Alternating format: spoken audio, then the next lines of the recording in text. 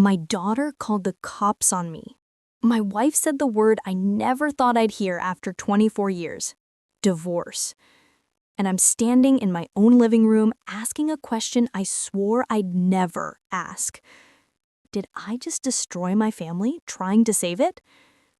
If you only listen to one line of this story, make it this: I wasn't trying to be right. I was trying to stop the house from burning.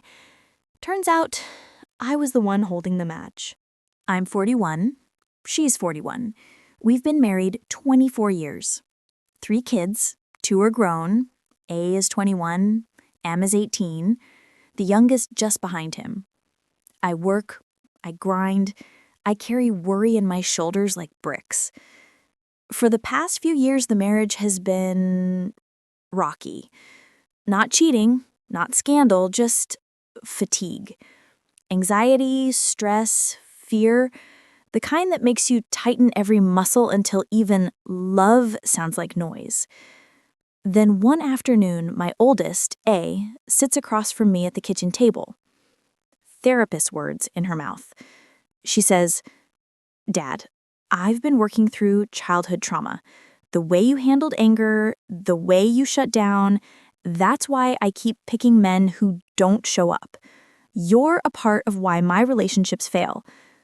Silence can be louder than yelling. I chose silence.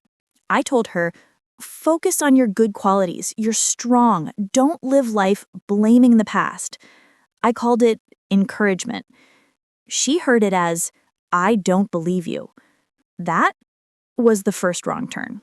I needed perspective, so I did what men like me do when we feel accused.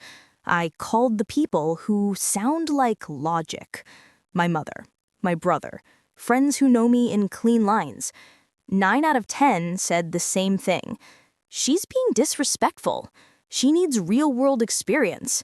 Don't let a therapist make your child rewrite your history. So I tried to tidy what couldn't be tidied. I offered olive branches, dinner, a drive, a walk. I wrote text messages that read like ceasefires. Nothing took. She stopped responding. And then I said the sentence I wish I could unsay. My name is on the deed. I didn't yell, "Get out." I implied it. And implication is just a polite way to push. My wife didn't hear nuance. She heard threat. She told me if I kicked our daughter out, she would divorce me. 2 decades together reduced to a single condition. We argued. Big, ugly, circular. Words no family should have to hear, spilling like bolts thrown down a staircase. And then it got worse. My daughter called the police, on me, asking that I be removed from my home. Let me be clear. There was no violence, no shoving, no breaking. Just words, hot, rigid, relentless words. But I hit record on my phone because I didn't trust the moment, and that alone tells you how far gone we were. They said things that stabbed. I said things that bruised. And when the officers left, the house felt colder than the night air coming through the door. I told myself, this is it. There's no coming back. And then anger did what anger does. It went hunting for someone to blame. I looked at my daughter and snapped, "Don't talk to me like you're my father. You're no daughter of mine." I watched the sentence hit her like a physical thing.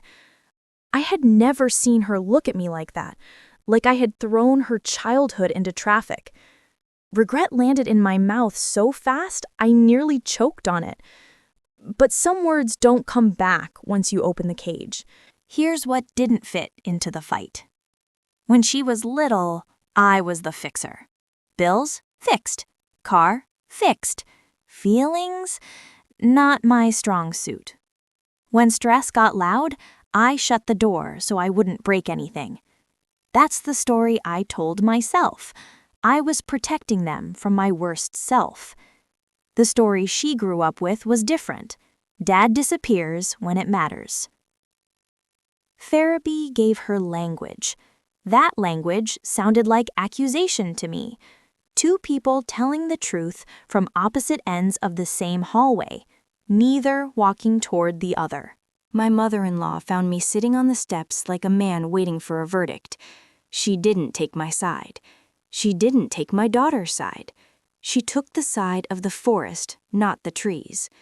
She said, "You're not a villain. You're also not a victim. You're a man who let fear drive the car, and fear is a terrible driver." Then she asked a knife of a question. "Do you want to be right, or do you want your family?" It's amazing how fast you can see your pride when someone holds it up to the light. My wife said the word divorce like a judge reading a sentence. Non-negotiable. My daughter won't speak to me. My son keeps the peace by keeping his distance. And I walk through rooms that still have our pictures on the walls like exhibits from a museum I used to live in.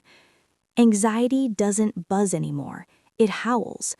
I can't sleep. Every time I close my eyes, I'm back in the moment my daughter's face folded after my words hit her. I replay it, rewrite it, fix it. Then I open my eyes and the line is still said and the damage is still done. I asked my therapist, "Tell me I'm not a monster." He said, "You're not, but you have to decide whether you want to be a man who wins arguments or a man who keeps promises." So here's what I've done since the night everything cracked. I wrote my daughter a letter, not a defense, not a debate, an apology with specifics. When you told me your therapist helped you see patterns, I dismissed you. That was disrespect. That was fear. I told my wife I would start with action, not explanations. More therapy, with her if she wants, without her if she doesn't. I would learn to listen without cross-examining. I sent an invitation to my daughter, a coffee shop she loves, a table by the window, no agenda. I'll sit, you talk. If you need me to say nothing but "I'm here," I'll practice that sentence until it fits. Have I heard back? Not yet. Maybe I won't. Consequences don't vanish because you finally understand them. But I don't want the last thing my daughter heard from her father to be, "You're no daughter of mine." I want it to be, "I'm sorry. I'm listening. I'll do the work." People think fatherhood is about answers. It's not. It's about capacity. The capacity to hold your child's pain without making it about yours. I failed at that.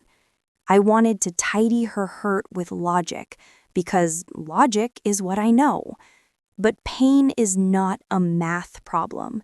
It's a language, and for too long, I refused to learn it.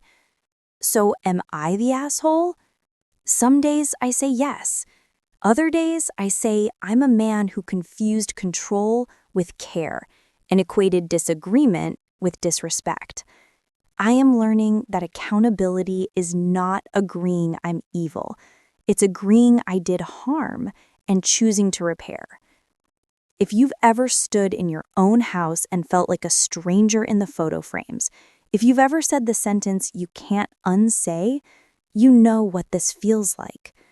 So I'm handing it to you. Was I the asshole for telling my daughter to stop blaming the past? For drawing a line with the deed to the house? For saying a sentence no father should ever say? Or am I a man finally learning to listen? Just a little too late. Drop your verdict. Be honest. If you were my wife, would you leave? If you were my daughter, would you meet for coffee? This is Drama Docket. Case closed. The verdict is yours.